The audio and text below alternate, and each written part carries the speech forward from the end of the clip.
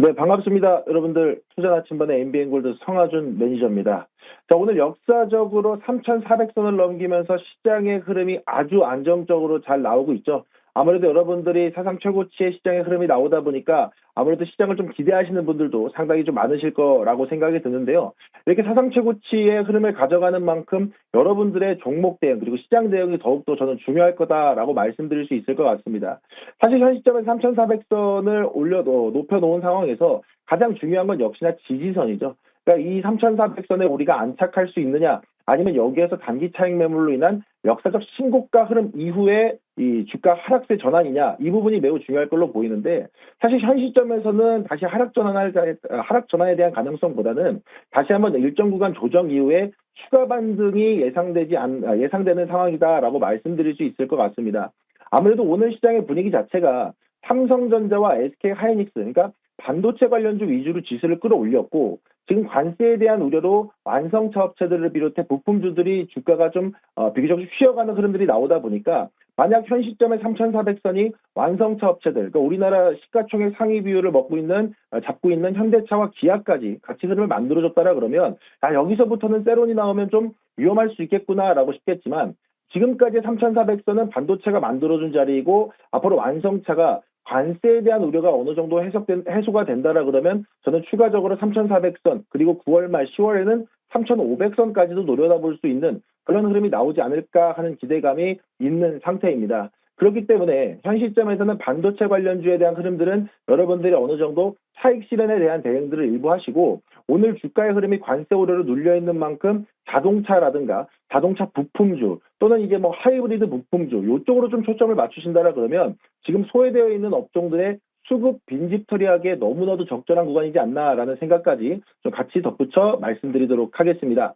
자, 그럼 현 시점에서 여러분들이 또 하나 우려하고 있는 게 이 환율에 대한 우려도 있을 수 있을 것 같습니다. 아무래도 1390원대까지 올라오면서 이 위기감을 조금씩 계속 좀 불을 지펴가고 있는 상황인데, 사실 현 시점에서는 나름대로 이제 미국의 금리 인하 사이클이 예정이 돼 있다 보니까 환율에 대한 안정이 언제쯤 될까, 또는 외인들의 수급이 어느 정도 이어질까라는 부분들이 중요할 것 같습니다. 근데 여러분들도 이제 주말간에 보셔서 아시겠지만 지금 우리나라가 한미 관세 협상에 대한 카드로 이 무제한 통화 수합에 대한 이야기들도 꺼내놓은 상태이죠. 물론 미국에서는 우리나라가 이 비기축 통화이다 보니까 이 부분에 대해서 부정적으로 바라보곤 있습니다만은, 어느 정도 이 부분이 조건부로라도 승인이 된다라 그러면 아마 환율 안정화에 더욱더 도움이 될 수 있을 거라고 보고 있기 때문에 외국인들의 수급은 저는 충분히 계속 좀 받쳐줄 수 있을 거라고 보고 있고요. 특히나 이제 금리 인하에 대한 가능성이 이 인상이라던가 동결 가능성은 없는 상태죠. 그러다 보니까 금리 인하에 대한 가능성이 시장의 유동성을 다시 한번 끌어올려주면서 저는 외국인들의 수급 단기간에는 어느 정도 차익 매물에 대한 수급이 일부 있을 수 있으나, 중장기적으로 놓고 본다라고 했을 때는 충분히 다시 우리나라에 매수세가 유입될 가능성이 매우 높다라고 보고 있기 때문에 환율에 대한 부분들은 현 시점에서 1,390원대 고점에서 상단을 시도하고 있습니다만 충분히 안정될 수 있는 구간이다라는 말씀 같이 전해드리도록 하겠습니다. 그래서 현 시점에서 우리 시청자분들께서 3,400선에 대한 코스피 흐름 그리고 환율에 대한 불안감은 너무나도 그렇게 뭐 우려할 정도는 아니라고 보이고요. 어느 정도 한 2, 3거래일 정도 조정 구간이 들어간다라고 하더라도 오히려 그 조정 구간을 활용해 보시는 것도 좋은 대응이 되지 않을까라고 생각을 하고 있습니다. 자, 그럼 제가 여러분들에게 추천드렸던 종목들부터 하나씩 좀 말씀드려야 될 것 같은데요. 일단 테스에 대한 이야기들을 안 할 수가 없을 것 같습니다.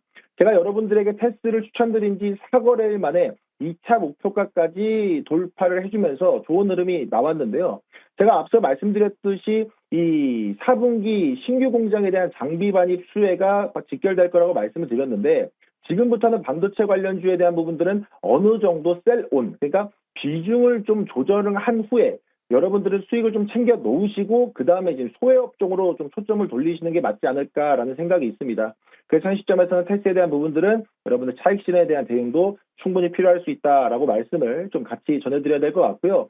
뭐 지금 제가 말씀드렸던 종목 테스 말고도 YC라든가 PSK 홀딩스, 다른 반도체 소부장 종목들도 같이 잡아드린 만큼 이렇게 시세가 강하게 분출된 테스는 잠시 접어두시더라도 YC라든가 PSK 홀딩스 이렇게 저점에서 다시 한번 흐름을 잡아가고 있는 종목들은 앞으로 있을 한 2, 3일간의 조정 기간 중에 조금 더 추가적으로 분할 매수 관점에서 들여다보신다라 그러면 테스가 2차 목표가 초과 달성한 것처럼 추가적인 흐름이 나올 가능성이 저는 매우 높다라고 보고 있습니다.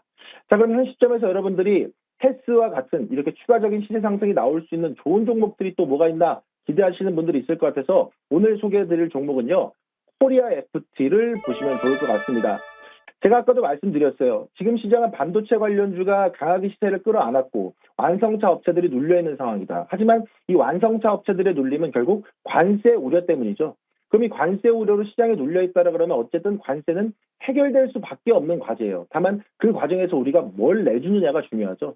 하지만 지금 시장에서 보게 되면 우리가 너무 완성차 업체들을 미국 시장에 국한돼서 바라보고 있는 부분들이 있는데 저는 중동과 유럽 시장에 대한 수혜를 반영할 수 있는 종목을 한번 보자 말씀드리는 겁니다. 이 코리아 FT는요, 아시겠지만 연료 계통에 꼭 필요한 이 캐니스터와 필러넥이라는 부품을 공급하는 장비 회사라고 보시면 될 것 같은데요. 아시겠지만 최근에 하이브리드 차량이 전기차 수요 둔화를 씹어먹을 수 있을 정도로, 잡아먹을 수 있을 정도로 강력하게 매출이 급등하는 모습들이 나오고 있고, 특히나 중동과 유럽 시장에서 이 판매량이 급증하는 모습들이 나오고 있습니다. 그러다 보니까 일부 내연기관 자동차의 부품주들은 약간 주춤하는 흐름이 나왔지만 하이브리드 자동차 부품사들은 이에 대한 수혜가 온전히 반영될 수밖에 없는 상황이다라고 말씀드릴 수 있을 것 같은데요. 지금 제가 말씀드렸던 것처럼 유럽과 중동 시장에 대한 수혜가 반영이 되는 만큼 미국 시장에 대한 이야기들도 안 할 수가 없는 게 이 코리아 FT 같은 경우는 이미 부품 공장이 미국 현지화돼 있다라는 점. 이 부분을 고려한다라 그러면 만약 25% 관세가 그대로 부과가 돼도 이 관세에 대한 영향을 최소화시킬 수 있다라는 점에서 코리아 FT라는 종목을 여러분들 부품주의 수혜로 한번 좀 반영을 해서 지켜보시면 좋을 것 같습니다. 그래서 현 시점에서 코리아 FT는 미국의 하이브리드의 전성기와 유럽과 중동 시장의 확장, 수요가 확장되는 부분에 대한 기대감 보시면 좋을 것 같고요. 목표가는 단기 목표가 8,100원, 그리고 손절가는 5,800원 잡아보시면 좋을 것 같습니다. 최근 반도체 업황 좋다라고 말씀드렸고 테스의 흐름 잘 보여드렸습니다. 이제는 수급의 빈집 잡을 수 있는 자동차 부품 그리고 소외되어 있는 업종들 계속 소개해 드릴 텐데요.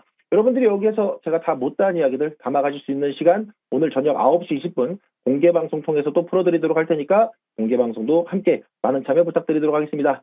이상 투자 나침반 MBN골드의 성화준 매니저였습니다. 감사합니다.